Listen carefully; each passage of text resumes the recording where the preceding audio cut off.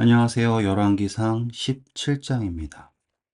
길르앗에 우거하는 자 중에 디셉 사람 엘리야가 아합에게 말하되, 내가 섬기는 이스라엘의 하나님 여호와께서 살아계심을 두고 맹세하노니 내 말이 없으면 수년 동안 비도 이슬도 있지 아니하리라. 여호와의 말씀이 엘리야에게 임하여 이르시되, 너는 여기서 떠나 동쪽으로 가서 요단 앞 그릿 시냇가에 숨고 그 시냇물을 마시라. 내가 까마귀들에게 명령하여 거기서 너를 먹이게 하리라. 그가 여호와의 말씀과 같이 하여 곧 가서 요단 앞 그릿 시냇가에 머물매, 까마귀들이 아침에도 떡과 고기를, 저녁에도 떡과 고기를 가져왔고, 그가 시냇물을 마셨으나 땅에 비가 내리지 아니하므로 얼마 후에 그 시내가 마르니라. 여호와의 말씀이 엘리야에게 임하여 이르시되, 너는 일어나 시돈에 속한 사르밧으로 가서 거기 머물라. 내가 그곳 과부에게 명령하여 내게 음식을 주게 하였느니라. 그가 일어나 사르밧으로 가서 성문에 이를 때 한 과부가 그곳에서 나뭇가지를 줍는지라. 이에 불러 이르되, 청하건대 그릇에 물을 조금 가져다가 내가 마시게 하라.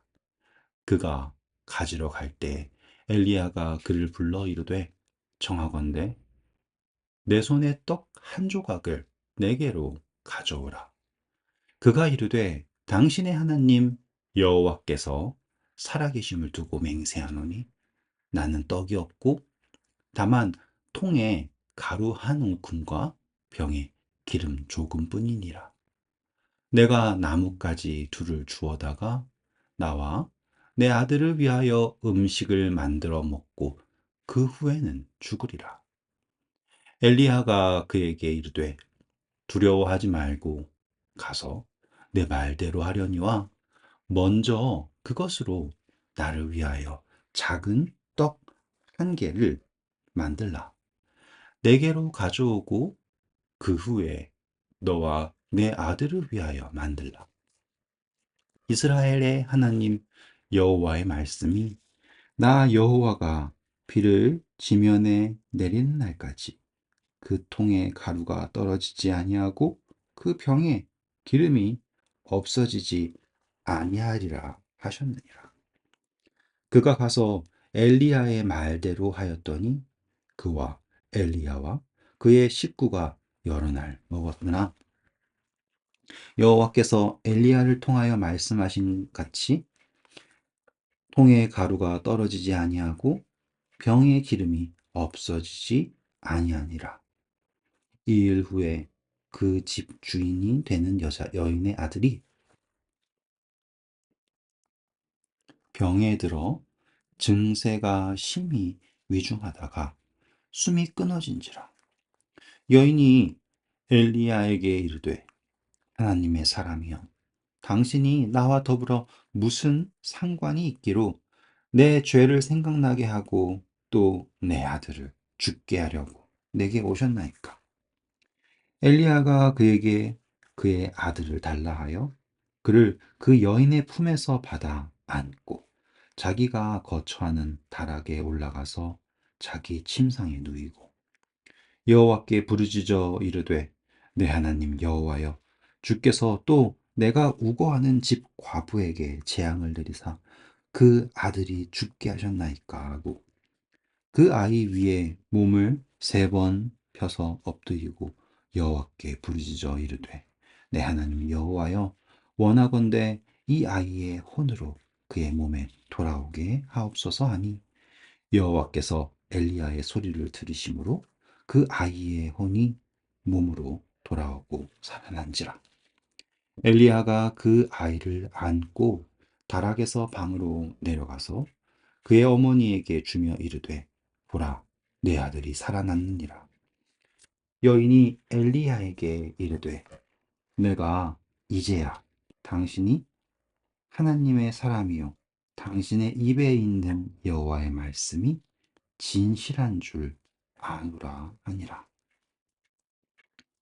네, 오늘 저희가 살펴본 이야기는 참 여러 가지 묵상할 주제들이 있습니다. 먼저 이 사르밧 과부 이야기부터 해볼게요. 이 여인은요, 시돈 사람입니다. 시돈. 시돈은 어디냐면 이세벨의 고향. 하나님이 엘리야를 지금 가뭄 중에 시냇가에 숨기셨습니다. 그리고 그를 까마귀를 통해서 먹이십니다. 아침과 저녁으로 떡과 고기를 가져왔답니다. 대체 무슨 떡이 왔고 어떤 고기를 가져왔는지 모르지만 하나님께서는 지금 이 엘리야를 가뭄 중에 지키시며 그리고 그에게 음식을 제공하셨습니다. 그런데 하나님께서는 엘리야를 3년 반 동안 이렇게 그냥 지내도록 두지 않으시고 이 시내를 마르게 하십니다. 시내가 마르니 엘리야가 할 수 있는 선택은 다시 하나님께 묻는 거겠죠. 그리고 하나님께서는 이세벨의 고향으로 엘리야를 보내십니다. 그런데 이 이세벨의 고향 시돈 그 사르밧에 갔더니 그 어떤 사람도 손님을 반겨주지 않습니다. 왜냐하면 보통 여행객들이 이렇게 성문에 가면은 여행객들을 도와주는 그런 지역 사람들이 있었거든요. 근데 거기에서 엘리야의 말을 들은 유일한 사람이 바로 한 과부였는데 이 과부는 하나님을 알고 있었네요. 당신의 하나님 여호와께서 살아계심을 두고 맹세한다. 그리고 엘리야가 그녀에게 물을 달라고 했을 때 그녀가 반응하는 모습이 참 중요한 것 같아요. 왜냐하면 물을 달라고 했을 때 그녀가 없습니다 하지 않고 곧바로 물을 가지러 갑니다. 그리고 그 갈 때 엘리야가 그녀에게 떡을 달라고 얘기를 해요. 왜일까요? 하나님께서 엘리야에게 뭐라고 하셨어요? 내가 거기에 한 과부에게 명령했다. 내게 음식을 주게 했다라고 하는 거예요. 그런데 생각해 보시면 이 사르밧이라고 하는 곳에 과부가 한둘이겠습니까? 그리고 과연 누가 엘리야에게 음식을 줄 사람인 줄 어떻게 알겠냐 이 말이에요. 그런데 보시면 엘리야가 물을 달라라고 얘기했을 때 반응한 여자, 그 여자가 엘리야의 입장에서는 하나님께서 보내신 징표라고 생각을 한 거예요. 그래서 그녀에게 상식적으로 말이 안 되는 떡을 가져오라고 얘기를 합니다. 그리고 그녀가 하나님을 언급했을 때 엘리야가 얘기하죠. 자, 지금 나를 위해서 일단 떡 한 조각을 가지고 오면 하나님의 말씀에 너의 기름병과 떡 반죽 그릇이 마르지 않을 것이다 라고 하나님의 약속을 엘리야가 전하는 모습을 볼 수 있습니다. 이것을 묵상을 하면요, 오늘 우리에게도요, 하나님의 그 뜻이 있는지 없는지 알 수 있을까요? 과연 이 과부는 나에게 하나님의 선지자 엘리야를 살릴 수 있는 능력이 있다라고 하는 생각을 과연 한 번이라도 할 수 있었을까요? 없었겠죠? 그리고 하나님께서 그 과부에게 나타나셔서 자, 내가 엘리야를 보낼 테니 먹을 것을 줘라 라고 하시지도 않았어요.